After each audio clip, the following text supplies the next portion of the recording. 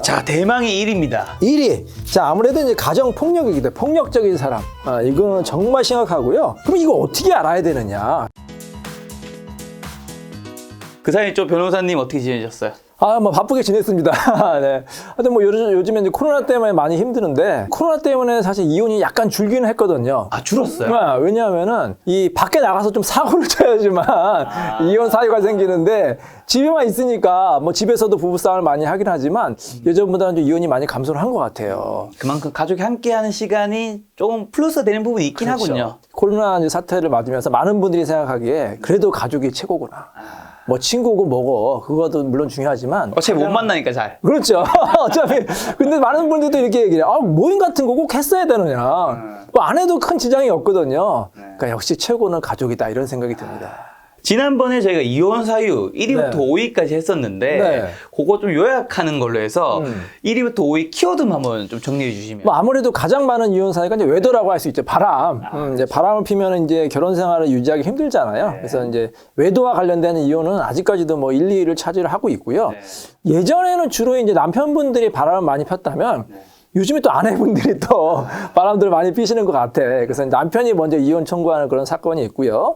그 다음에 특이한 것은 이제 예전에는 이제 바람을 피면 뭐 남편, 아내를만 상대로 소송하는 경우가 많은데 요즘은 이제 상간녀 소송, 상간남 소송을 또 많이 하고 있습니다. 그래서 이제 이혼을 안 하고 상간남, 상간녀 상대는 위자료 청구하는 게 이제 많이 이제 늘어나고 있고요. 그 다음에 이제 2위는 아무래도 가정폭력, 가정폭력인데 예전에는 정말로 심한 폭력이 있어야지만 이혼이 된다고 생각을 했는데 요즘에는 그게 이제 많이 넓혀져가지고 가벼운 뭐 폭행, 예를 들어서 부부싸움 중에 뺨 한 대 때렸다. 그것도 이제 이혼 사유가 될 수가 있고요. 그 다음에 이제 폭언이라든지 막말, 뭐 상대방에 대한 인격 무시 이런 것도 이제 넓은 의미의 가정폭력에 포함이 되고요. 이혼 사유가 될 수가 있는 것이죠. 그 다음에 이제 뭐 많은 분들이 생각하는 게 단순 성격 차이가 이제 이혼이 되느냐 궁금해 하시는데 이거는 이제 좀 나눠봐야 될 것 같아요. 협의혼할 경우에는 이제 성격 차이로 이혼이 많이 하시는데 재판상 이혼할 경우에는 단순한 성격 차이만 갖고는 이혼이 좀 안 돼요. 우리나라가 이제 유칙주의라고 해서 이제 세계에서 이혼하기가 가장 어려운 나라거든요. 그래서 우리가 성격이 안 맞습니다. 근데 상대방이 이혼을 거부하면 그거는 이제 이혼 사유가 안 된다고 이렇게 보시면 되겠어요. 둘 다 원하면 둘 다 원해야지 됩니다. 한 사람이 더 원하지 않으면 이혼이 힘들고요. 그다음에 이제 경제적인 문제가 또 많이 문제가 되는데요. 상대방이 생활비를 안 준다든지 아니면 또 상대방 배우자가 너무 이제 뭐 호화사치해가지고 막 경제 관념이 없다. 뭐 여기에 대해서도 이제 굉장히 이제 결혼 생활 힘들어가지고 이혼을 하는 경우도 많이 있고요. 근데 마지막에는 이제 양가 갈등, 이제 부부간의 문제보다는 이제 고부 갈등이라든지 장서 갈등이라고 요즘에 또 이제 장인 장모 사회 갈등이 늘어나고 있거든요. 양가와의 갈등 때문에 또 이혼하는 부부들이 많이 늘어나고 있습니다. 자, 5가지. 첫 번째가 외도, 두 번째 가정폭력, 세 번째 성격 차이, 네 번째 경제적, 다섯 번째는 이제 양가 갈등인데 그 중에서 이제 지난 시간에 이번 가정폭력인 경우는 무조건 이혼을 해야 무조건 이혼해야 된다. 저는 다른 건 좀 말려요. 예를 들어서 바람 한 번 폈으면 뭐 한 번은 용서하고 뭐 잘하겠다고 이제 싹싹 빌면은 이제 이혼 안 하고 이제 사시는 분도 있고요. 뭐 단순 성격 차이면 제가 그냥 돌려보내는 경우도 있는데 가벼운 폭력이 있다 그러면 저는 바로 헤어지라고 그래요. 왜냐하면 이 가벼운 폭력이 심한 폭력이 될 수가 있고 심한 폭력이 또 끔찍한 범죄로까지 이어지는 경우도 있거든요. 또 자녀한테도 악영향을 미치기 때문에 가벼운 폭력이 있을 경우에 저는 바로 이제 헤어지는 게 낫다 이렇게 생각이 됩니다. 자, 그럼 어떤 사람과 결혼해야 좀 행복할 수 있는 건지. 남자 입장에서는 여자, 여자 입장에서는 남자. 그렇죠. 어떻게 될까요, 이거는? 그래서 제가 키워드별로 이제 최악의 배우자 10위부터 1위까지. 아, 좋습니다. 예, 이건 뭐 연애, 결혼 다 포함되고요. 그 다음에 이제 최고의 배우자 10위부터 1위까지 이제 포함돼서 간단하게 설명드리도록 하겠습니다. 일단 최악의 배우자. 자, 제 10위는 드르드르드르득 지나치게 경제적, 정신적으로 상대방에 의존하는 사람이 있잖아요. 이건 뭐 남자도 그렇고 여자도 그렇고 뭐 예를 들어서 이제 연애하는데 예전에는 뭐 바깥 뭐 그런 연애 비용을 다 남자들이 많이 부담했잖아요. 그렇죠, 그렇죠. 근데 요즘에 시대가 바뀌어가지고 더치페이 하는 그 젊은이들 굉장히 많이 늘어나고 있어요. 많이 늘었던 것 같아요. 밥값도 반 아니면 이제 밥값은 남자가 내면 그거에 상응하는 뭐 커피값이라든지 뭐 차값이라든지 이런 건 아내가 아니 뭐 여자가 내고 아니면 선물 같은 경우에도 뭐 남자가 뭐 예를 들어서 생일 선물을 한 30만 원짜리 해줬다. 그럼 여자도 남자한테 생일 선물을 한 2, 30만 원짜리 해주고 이렇게 서로 주고받고 하는 게 이제 딱 평등이 맞는데 지나치게 상대방에게 막 다 그냥 막 해달라고 하는 사람이 있어요. 무조건 데이트 비용은 남자가 부담한다든지 아니면 심지어는 뭐 남자한테 뭐 용돈을 받아서 쓴다든지 이게 결혼에서도 마찬가지거든요.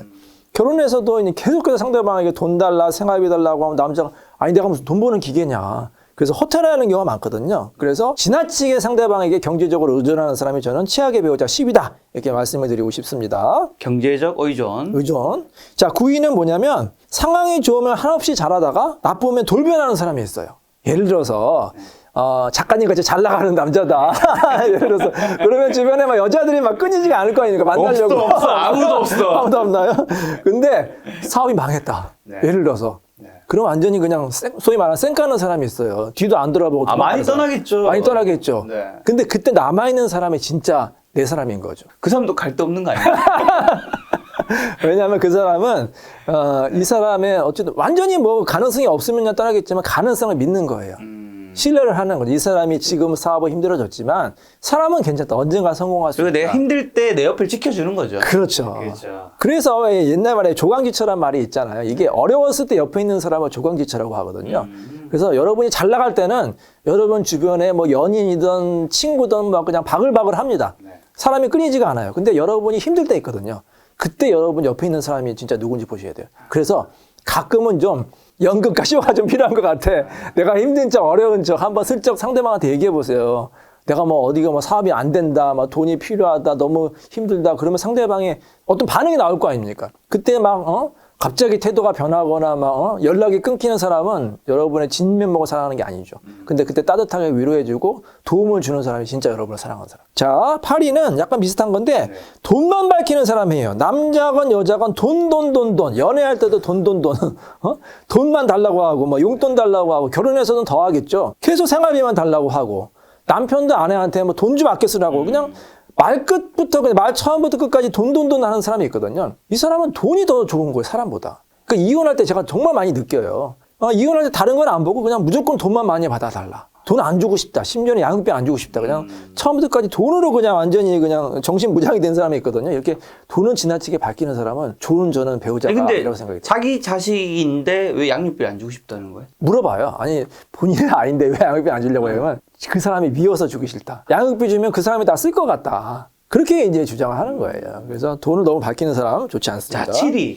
이것도 중요한데요. 자신만을 아는 이기주의자. 피곤하죠. 피곤하죠. 사실 인간은 누구나 좀 이기적이잖아요. 그렇잖아요. 자기가 그렇죠. 우선이니까. 누구나 누구나 이기적인데 지나치게 이기적인 사람은 사실 결혼하면 안 되거든. 왜냐하면 결혼하면 이타적인 경우가 너무 많아야 돼. 왜냐하면 본인은 희생하는 게 많잖아요. 그렇죠. 자유도 희생해야 되고 돈도 많이 들어가야 되고 또 생활 스타일도 서로 좀 맞춰줘야 되고 남편 같은 경우 처자식 위해서 정말 열심히 일해야 되고 아내 같은 경우에 또 남편 또 자식 위해서 얼마나 많은 희생이 필요합니까? 그러니까. 그래서 희생적인 사람이 결혼 생활 잘할 수가 있거든요. 근데 지나치게 자기 자신만 생각하는 사람은 사실 결혼에 좀 부적합한 사람이에요. 혼자 사셔야 돼요.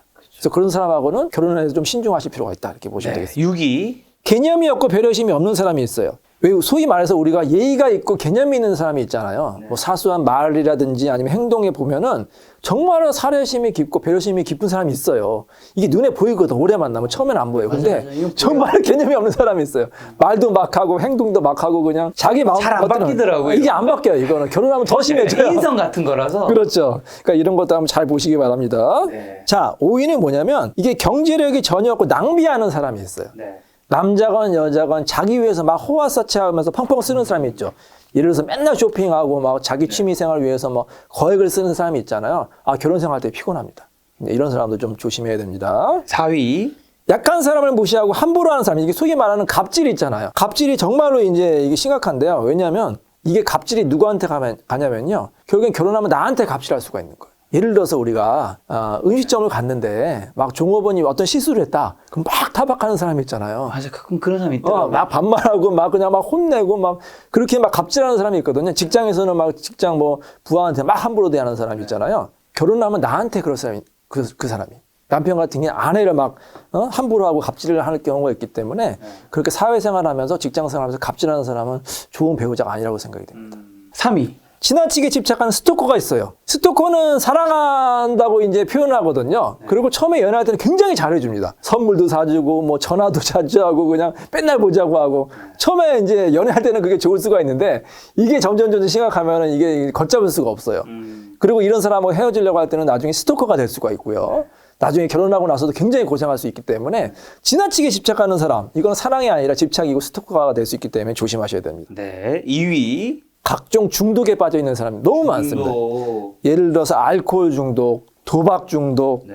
성 중독, 네. 쇼핑 중독, 약물 중독, 유흥 중독, 게임 중독, 흡연 중독 너무 많아요. 우리가 일상생활에 할 수 있는 그런 것들 있잖아요. 뭐 술, 담배라든지 뭐 도박, 뭐 음주. 이게 이제 뭐 적당하면은 이게 뭐 적당한 이제 취미 생활도 되고 스트레스 해소가 되는데 이게 지나치는 사람이 너무 많아요. 특히 결혼 생활할 때 이게 심각한 혼이 파탄이 결혼 생활할 때 가장 피해야 될 중독은 뭐예요? 다 심각한데요. 네. 저는 여기서 가장 이제 흔한 게 뭐냐면 알코올 중독, 술. 왜냐하면 우리나라가 술에 대해서 너무 관대하거든. 네.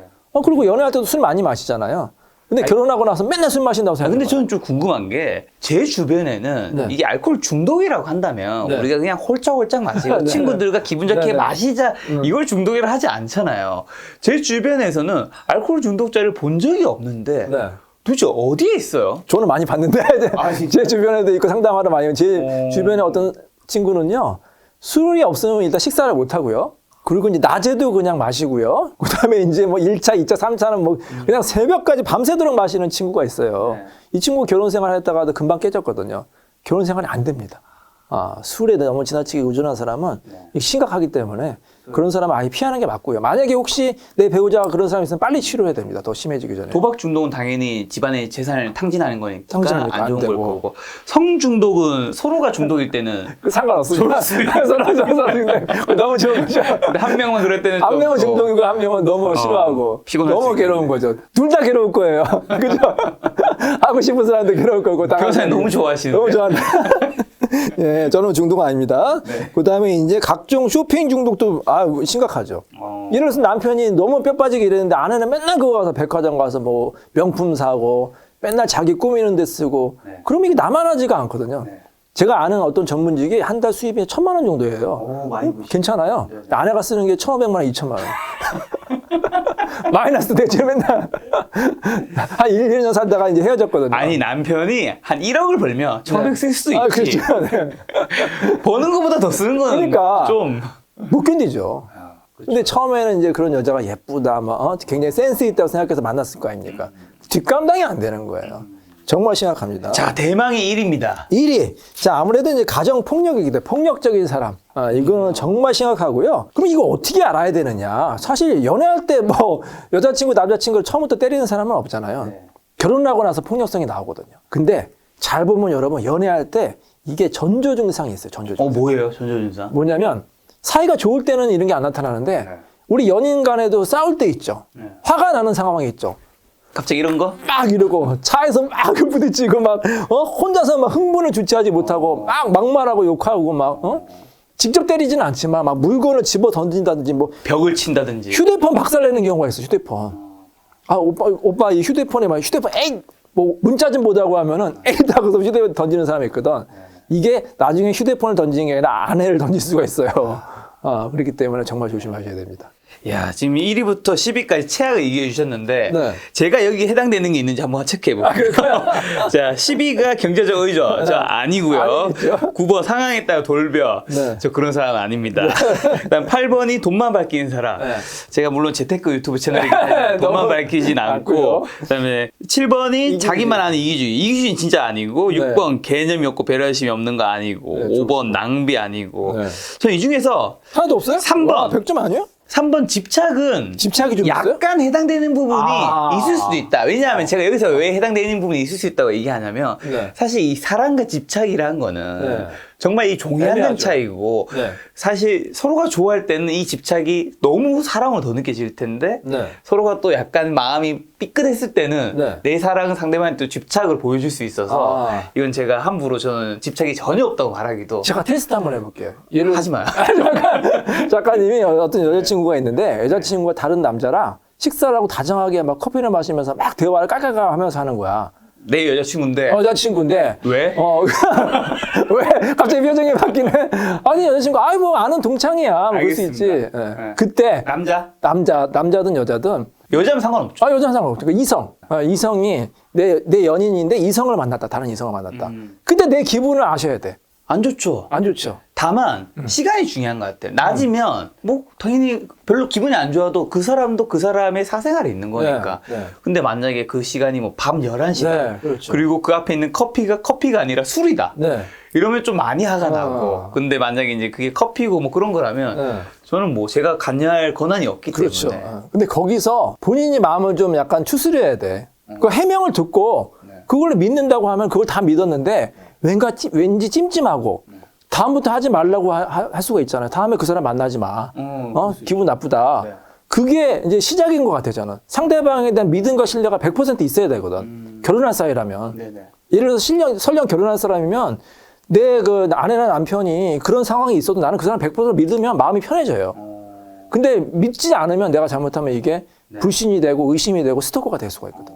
저는 여기서 좀 이어진 이야기인데 저는 남녀를 다 포함해서 딱 3가지 조건만 형성이 안 되면 괜찮거든요. 아, 뭔가요? 남녀가 같이 있고 그 다음에 밤이고 그 다음에 술. 그러니까 이 3가지 조건이 있는 거는 저는 1대1로는 절대 뭐 그거를 별로 좋아하지 않아요. 좋아하진 않지만 근데 사회생활에도 뭐 그런 일이 있을 수도 있잖아요. 근데 흔치는 않을 수 있죠. 특히 남녀가 서로 여자친구가 있고 남자친구가 있는 사이라면. 근데 이제 그게 뭐 낮이라면 1대1이고 커피라면 저는 제가 뭐 관여할 그게 없다고 생각하기 때문에. 바람 피려면 낮에도 핍니다. 근데 그거는 저는 이런 것 같아요. 이 사람이 오히려 이건 저희 개인적인 그건데 이 사람이 술을 마시고 뭔가 실수를 하는 거는 너무 싫은데 이 사람이 어쨌든 저를 안 좋아할 수도 있잖아요. 그렇죠. 누군가 다른 사람이 더 마음에 들 수도 있고 저는 그 사람의 마음을 존중하는 거는 그러니까 그 사람이 의지로 선택한 거잖아. 그렇죠.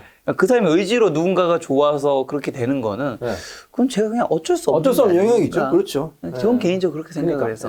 맞습니다. 네. 자, 저희 개인적인 얘기까지. 네, 최악 1위부터 10위까지 봤고요. 자, 최고의 배우. 이제 최고로 이제 기분 좋은 거로 한번 10위부터 1위까지 할까요? 자, 10위는 뭐냐면